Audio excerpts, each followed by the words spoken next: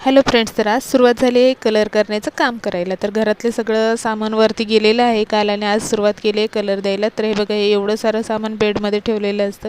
त्यानंतर वर आले तर वरती मस्त असे बेडला झाडून वगैरे घेतलं आणि आज विचार केला याला पॉलिश करून ठेवावं, म्हणजे जेणेकरून त्याला पण नवीन नवीन वाटेल खाली नेल्यावर. आणि पाऊस सुरू झालेला होता त्यामुळे मस्त असं वातावरण झालेलं.